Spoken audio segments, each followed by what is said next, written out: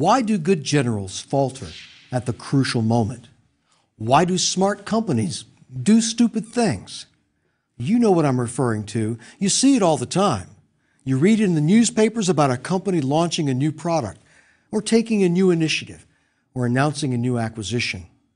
Real head scratchers. And you wonder to yourself, do they know something that I don't? The answer is usually no, they don't know something that you don't. In fact, your first impression is probably the correct impression. We know that even in the best laid plans can go awry. There is, in fact, a folk law that dictates this. We call it Murphy's Law. Anything that can go wrong will go wrong. But this also can serve as an excuse for constructing and executing bad strategy, even in the face of overwhelming evidence that the chosen course is folly. In this lecture, we explore some systemic obstacles we face when crafting and executing strategy, both within organizations and in our own personal decision-making. For our first example, let's return to the case of Kodak. Smart company, right? At one time, a powerful multinational. Dominated not only black and white film throughout much of the 20th century, but also color film starting in the early 1960s, thanks to a strategy of focused research and development. Even secured a patent on the first digital camera in 1975. But unlike with color film, Kodak chose not to develop digital camera technology. But why? Did Kodak think it was making the best available choice? The warning signs had started early. Sony announced a digital camera in 1981 that would allow printing of images onto paper. But Kodak had spent its entire existence in a relatively slow-moving industry, at least compared to consumer electronic firms like Sony. Kodak had a set of non-digital core competencies, and shifting itself to compete with consumer electronics firms like Sony would have required especially drastic changes. Kodak even sensed this and began acquiring a variety of firms in digital sectors, though never in a way that contributed to an overall change in strategic focus. Moreover, Kodak had a long history, going all the way back to 1900, of supporting cheap cameras and sometimes even giving them away in order to get more and more customers hooked on using chemical film. So when disposable single-use cameras appeared in the late 1980s, those throwaway cameras again made it hard for Kodak executives to see anything other than film as the bedrock for their profits. So Kodak continued to rely upon its cash cow, chemical film, which had served the company well for more than 100 years. But the threats should have been clear. Now, what about the opportunities? What might Kodak have done? Was there a way for Kodak to use some of its existing competitive advantage, yet also profit from the shift to digital photography? Well, even digital photos are printed, and Kodak had traditionally been the leader in finished prints. Maybe Kodak could have moved far more aggressively to lead in finished prints of all kinds. The Kodak moment might have been repositioned as a brand on the final output side of the vast new digital photography industry. Maybe so. However, Kodak's actual strategy appeared to be stay the course, even in the face of overwhelming evidence that the firm's mainstay product line was on the cusp of extinction. Now, do you need me to tell you that this was a bad decision? No, you could tell me beforehand that this was a bonehead decision. Digital photography was not a nice-to-have whose pursuit might dilute the company's focus. No, digital photography was a strategic inflection point, and it put the company's very survival at risk. This was a bad strategic move. So, why do smart companies do strategically stupid things? And why do smart people sometimes do strategically stupid things as well? Why do we seem so susceptible to gaffes and bonehead decisions in business, in politics, in military conflict, and in sports? In this lecture, we learn the ways that our environment can deceive and pressure us. We learn how our own psychological limitations can skew our judgment with regard to crafting and executing prudent strategy. We learn how things go wrong strategically and why, in the face of overwhelming evidence, we still pursue a futile strategy. Now, we pursue three main points. First, we look at what I call the strategic masquerade. Second, we look at how strategy can be derailed because of misalignment of various types. And third, we learn to beware the disease of incrementalism, or what has been variously called strategy creep, or strategic dilution, or strategic erosion. This is how a good strategy can eventually, almost inevitably, go bad. Here we learn how to recognize the various imposters that masquerade as strategy, so we can avoid the traps and pitfalls of faux strategic thinking. First, the strategic masquerade. In business, the path to crafting good strategy is not an easy road. It requires courage, and it requires sacrifice. It requires trade-offs. When we decide to actually take action, it means that we close off our other options. We can't do all of the other things that tempt us. It's like choosing a college. Having all of our options open is great, and receiving acceptances to our top 3 choices is great as well. But eventually, we must choose a college, one college, and we must forsake the others. Strategy is like that. We have to choose not to do certain things. To trek down a chosen path, we choose not to take the many other paths that are open to us.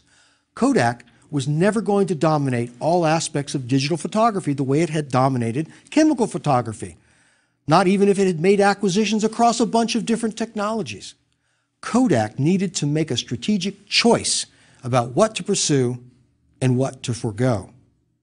Moreover, we often find that leaders play a strategic masquerade. They substitute something else in place of the real-world choices of strategy. They substitute slogans, or they substitute an operational technique, and they call it strategy. You've probably heard of at least some of these operational techniques: TQM, or Total Quality Management, benchmarking, the search for excellence, best practices, Six Sigma, re-engineering, business process management. Strip away these slogans and trendy programs for doing the same old thing, just a little more or just a little better, and you come to the heart of strategic management, the ability to make trade-offs, to decide to do some things and not others, to sacrifice all other options in favor of the option that you select. It is an awesome responsibility, and it paralyzes some leaders who are unready for the rigors of setting strategic direction. For some, especially if times are good, substituting techniques or jargon for strategy is common. Benchmarking, best practices, TQM, and such like. These are superb techniques, they are, but they do not constitute strategy. They move the efficiency frontier of an industry outward, but they do not achieve competitive advantage. Now, these techniques are all great, but that's all they are, techniques. They are techniques that any company can and probably should adopt. They can reduce costs and add to the bottom line, but they are not strategy, and they certainly are not the source of lasting competitive advantage. When all of the competitors in our industry adopt the programs I just mentioned, then the entire industry grows more efficient, but no one has more than a momentary advantage. Strategy is about doing things differently. It's about assembling your firm's activities in ways that other firms cannot copy. It's not about the efficiency or cost-cutting program du jour, and it's about the courage to act, not just conduct a masquerade. In our personal lives, too, we sometimes substitute technique for strategy. We fool ourselves into thinking that we act strategically or progress along some path when actually we absorb ourselves in minor tasks. We spin on the treadmill of procedures. We dabble in the peripherally significant instead of tackling the centrally important. One example of this pathology is procrastination. It's the most common manifestation of the strategic masquerade on a personal level. Another example is the day-to-day plodding and routinization of our personal lives. Activity is mistaken for action, and movement is mistaken for progress. Perhaps you know people of this sort. People unable to transition from ideas to action. People who believe that meeting and discussing a subject is tantamount to addressing it and executing a plan. There's nothing wrong with this type of behavior, nothing at all. If you are satisfied with short-term thinking, it's a life of tactics where the tactics are unconnected with each other in a grand scheme. We can become absorbed in addressing the demands of the day such that we forget the choices for tomorrow. And when tomorrow finally comes, we find ourselves unprepared to meet the challenge or to seize the moment or to grasp the opportunity. And part of this problem comes with the desire to keep all options open. Every leader has this problem, and every person who wants to think strategically has this problem. For once a strategic decision is made, all other options are foreclosed, and this can be a painful thing to accept. Think of the choice of the college major, or choice of career, or even the choice of a vacation destination. Think of deciding between job offers. Remember the truism that what we want to be 5 years from now should inform what we do today. Now, let's look at the second way strategy can be derailed. This can result because of a misalignment of various types. What do I mean by misalignment? Well, in business or in sports or in any complex organization that has a mission, its working parts have to mesh. They have to fit together. They must fit together snugly for the firm to run smoothly. It's very much like a complex machine. All the bolts must be tightened and all the parts must be appropriate to the machine. The machine's activities must be appropriate to its purpose. All the elements must align with each other. For a more exciting analog, think of a team of oarsmen pulling in unison to move a boat as rapidly as possible across the water. Pulling in unison in alignment, that's key. If even one oarsman misaligns, the oars tangle, the ship falters. In strategy, we can have internal misalignment, external misalignment, and incremental misalignment. Internal misalignment can occur among the working parts that constitute the engine of our firm: resources, capabilities, and intentions. Capabilities can mean the organization's structure and operations, the way it gets things done. Misalignment among the organization's structure, operations, and the strategy itself can occur. We must have internal consistency. For instance, we know intuitively that Google is a much different company than the Mexican cement conglomerate Cemex. We sense that the operations of Google are different than Cemex, and that the type of person working for each company differs dramatically by company. We anticipate that the operations and structure of Google would be misaligned to implement the strategy of Cemex, and vice versa. In our personal lives, the same principle is at work.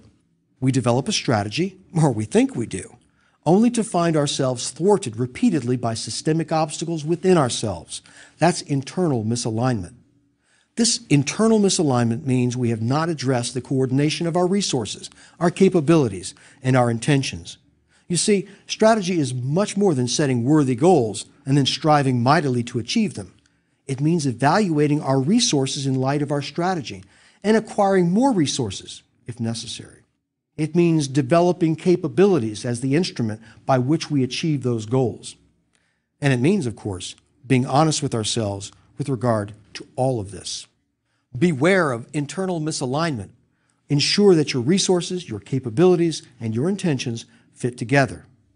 Now, external misalignment. External misalignment can occur without warning over time. It can slip up on us because there's no dramatic change or metaphorical explosion. There is no signpost to tell us, warning, misalignment ahead. Slow changes in our external environment can sabotage our strategy, even if we are internally consistent, even if we are doing the current things right. This type of misalignment occurs when there is some change in the external environment that radically impacts us personally, or impacts our firm, or our industry. And as change occurs, we have to examine the impact of the change and alter our strategy accordingly. Because if we don't, we can find ourselves out of sync with reality. We can find ourselves misaligned with the external environment. This is what happened to Kodak. Military examples we've already considered demonstrate perhaps even more clearly how continued pursuit of internal consistency can result in external misalignment. Generals are often accused of fighting the last war, and there's more than a little truth to this. The periods between wars are usually times of strategic stagnation for military organizations. Even while some in the military always strive to learn the lessons of the last war, in practice, most analysis stops when the last bullet is fired. Perhaps only those losers from the last war who are certain they want a rematch will be really motivated to look ahead to how the next war might be different. For the most part, strategists look backward, evaluating what has already happened. They rarely incorporate the horizon of the future into their deliberations, especially with respect to changes in technology. And as a result, strategic misalignment can occur as militaries execute their internally consistent strategies against each other with devastating results. This, as we've seen, is what happened both in the American Civil War and in the First World War. In 1861, Napoleonic principles of war, as presented by the great military theorist Jomini, still held sway in the United States, both in the North and in the South. But the technology of war had changed, with the rifle replacing the musket in large quantities for the first time. Ammunition, too, had changed, with the adoption of the mini-ball, named for Claude Etienne Minié. This ammunition allowed soldiers to reload their rifled muskets faster and fire them more accurately. And this meant that the rate of fire against advancing infantry was increased, as was the distance at which they could be engaged. This change in technology rendered the preferred method of frontal assault in closely packed ranks almost suicidal, and yet armies on both sides continued their frontal assaults. 55 years later, Europeans who ignored the United States Civil War made the same mistake in World War I, only with even more murderous results. If anything, the European strategies of the time were even more focused on frontal assaults, executed using technology made even more outdated by the arrival of magazine-loading small-bore rifles, quick-firing artillery, and machine guns. We know what happened in World War I, the squandering of an entire generation by the infantry charge into the teeth of machine gun fire, with resulting millions of lives lost in 4 years of European war. But we often fail to learn the lesson from that catastrophe for our own projects and our pursuits. Beware of misalignment between your strategy and the external environment presented by new technology. This brings us to a third type of strategic misalignment, one that can result from attempting, but without any strategic focus, to stay abreast of current changes. Instead of a clever course correction, the result can be a creeping, incremental misalignment. Beware the disease of incrementalism, or what has been variously called strategy creep, or strategic dilution, or strategic erosion. This is how a good strategy can eventually, almost inevitably, go bad. The culprits are the folks who add on to the mission of the organization. The military calls it mission creep. This happens when current forces in place are given additional assignments, one by one, nothing too onerous or too far afield. Now, these can be tricky. Starbucks deciding to broaden the menu of things to eat with its coffee. Maybe that's a good way to deepen its advantage as a third destination after home and work. So how about sandwiches and coffee? How about a range of deli meats? And yet, in toto, we suddenly find resources and personnel for the original mission are stretched, maybe to the breaking point, unable to perform the mission they were originally assigned and originally designed for. At a more individual level, we find ourselves given additional and diverse responsibility at work, increasingly far afield from the office's mission. Add-ons that leech our time, sap our strength. We lose focus on our particular mission, and we endure a relentless expansion of busy work. We find ourselves swept along in a kind of chaotic current rather than aboard a ship with a distinct destination. These are the conspirators against us. Groupthink, bureaucratic politics, overconfidence, loss of focus. Great idea, people, with a can-do attitude. Now, the first conspirator against good strategy is groupthink. 4 years after George Orwell wrote his dystopian novel entitled 1984, the Orwellian term groupthink first appeared in a 1952 article published in Fortune magazine. Coined in 1952 by an organizational theorist named William White. This doesn't refer to the instinctive conformity in each of us, the yearning to belong to some group. Groupthink refers to a kind of quasi-philosophy which holds that group values are right, good, and sought after. Groupthink is a powerful force in organizations that compel groups of executives to think alike and not diverge from a party line. Divergence from that party line is derided as negative or counterproductive.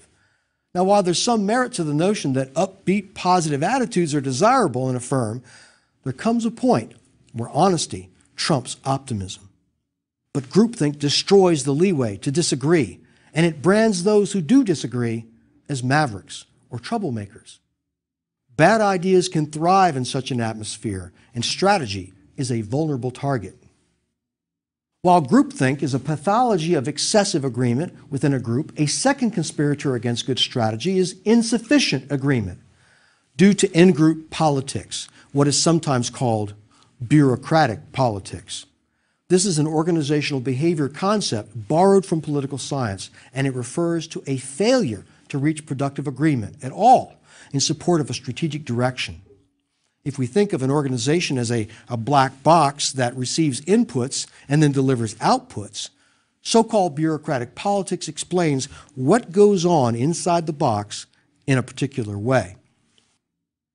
Rather than rational, calculating decision-making that yields an optimum strategic result, bureaucratic politics says that we can understand an organization's actions as a result of politicking and negotiation by its top leaders. As you well know, any organization has different departments that compete with each other for budget dollars, for new programs, and for primacy. And even if leaders share an overall goal, they inevitably differ in how to achieve it. This leads to bargaining for power. The overall direction that results, the company's output, is inevitably suboptimal. This kind of internal politics helps clarify what happened at Digital Equipment Corporation. In 1992, Digital Equipment Corporation was faced with a strategic decision of great import. It could select the direction to take, but only one. The three options were to focus on computer hardware manufacture, consulting IT solutions for clients, or semiconductor chips. The CEO at the time, Ken Olsen, made a pivotal decision to require a consensus direction from a senior leadership in order to proceed. After hard bargaining among the proponents, they could not achieve consensus. The resulting non-strategy announced by Digital Equipment Corporation was a travesty. DEC is committed to providing high-quality products and services and being a leader in data processing. This, of course, is no strategy at all. Bureaucratic politics had yielded a suboptimal decision and substituted a slogan for actual strategy. Well, the company faltered, and in 1998, it was acquired by Compaq, which was then acquired by Hewlett-Packard. A third conspirator against good strategy is overconfidence. Well, high spirits and optimism often characterize the C-suite or executive suite. They also characterize much of what we do in our daily lives, especially when harnessed to a goal we truly want to achieve. Well, as a result, we tend to overestimate our own judgment and knowledge about a situation. When we receive new information, well, we tend to slot this new information into the grooves meant for old facts. We then tend to believe that we understand the new situation without much analysis. We are overconfident, and we do not give pause for healthy circumspection. In an article called Cocksure, Malcolm Gladwell put it this way: as novices, we don't trust our judgment.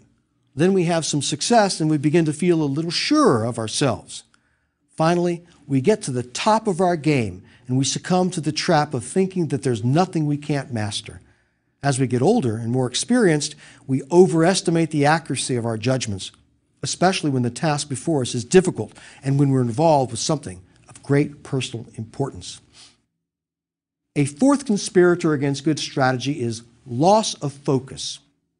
All of the foregoing causes of strategic erosion lead to a loss of focus, which is simultaneously a cause of strategic erosion, even as it is one of its symptoms. Paradoxically, strategic erosion can occur as a result of success. Proposed changes in direction are framed as building on our success, and they come clothed in the trendy slogans of the day. Change agents tell us we must change with the times. Sometimes we forget that the change agent's job is to get us to change, regardless of circumstances. Marketing people invariably utilize the destructive phrase, extend our brand equity, to justify strategic changes that inevitably erode a particular brand. And a warning sign for this kind of pathology is the use of a phrase we're all familiar with, shake things up. When you hear that someone has been brought into a company to shake things up, watch that company start losing focus. This is particularly insidious because it sounds so reasonable, but in fact, its premise is completely false. Brand equity cannot be extended. It can only be diluted. Coca-Cola has tried numerous times to extend its brand equity. One such brand extension left retailers saddled with millions of dollars in inventory of Coca-Cola branded clothing. Coke found that its brand means soft drink and nothing else. Because strategy is generally misunderstood, incredibly bad actions can often get through the screen of common sense because it's couched in strategic-sounding language. Jargon can give a sense of legitimacy to bad ideas. Loss of focus occurs because many otherwise bright people are generally ignorant of business history. Bad ideas often resurface every 10 to 15 years, dressed in new clothing, carrying a new phrase or a new trendy slogan. We are, in fact, so bereft of history that we seem doomed to repeat not only the errors of the past, but to implement entire failed programs of the past. And such ignorance leaves us vulnerable to satin slogans that sound reasonable, but actually have been tried and which have failed. Let's look at a stupendous example of strategy erosion in one of America's great companies. Think of Walmart, one of the most hated or most loved companies, depending on your point of view. Regardless of that point of view, we must acknowledge that Walmart is indeed a great success story. It's the world's largest company, and it employs more than 2 million people. Surely the company that Sam Walton founded in 1962 is doing something right. And yet, Walmart sometimes gets things spectacularly wrong, particularly where strategy is concerned. Let's revisit Walmart's bizarre activity in 2005. In April of that year, the company hired a new head of marketing, presumably to shake things up. As you might expect, by August, Walmart was buying ad space in Vogue magazine at a cost of $1 million per issue. Yes, Vogue magazine. Now, when I tell this to even my most inexperienced students, they immediately recognize it as foolhardy. It makes no sense. It violated everything the Walmart brand stands for: everyday low prices. On the heels of this blunder, Walmart continued to experiment, hiring a change agent to get the blood flowing, as Advertising Age put it. 11 months later, the change agent was fired. Walmart, however, continued its experimentation, creating supercenters, remodeling the stores, decluttering shelves by reformulating its brand mix, going organic, unfocusing its brand to attract more affluent customers. But as Walmart moved to attract well-heeled customers in order to capitalize on a slowing economy, it raised prices. Why would a smart company act this way? Any first-year marketing student could have told you it was unwise. Most any person on the street could have told you it was unwise. You could have told them it was unwise. Walmart had succumbed to overconfidence and mission creep. Walmart's CEO during 2000 to 2009, H. Lee Scott Jr., wanted the clothing in the company's stores to sell as well as basic goods. And so a 19-year executive from Target was promoted to the position of Chief Marketing Officer to make Walmart clothes appealing to a wider audience. But in the process, Walmart forgot about its core customers. No longer could Walmart's core customers count on a low price guarantee on every item. Walmart lost focus on its core strategic value, saving people money so that they can live better. Only in 2011 did Walmart acknowledge its mistakes as it began restoring the shopping experience that made the retailer great. In this lecture, we have seen how strategy can break down, how obstacles to good strategy can be significant.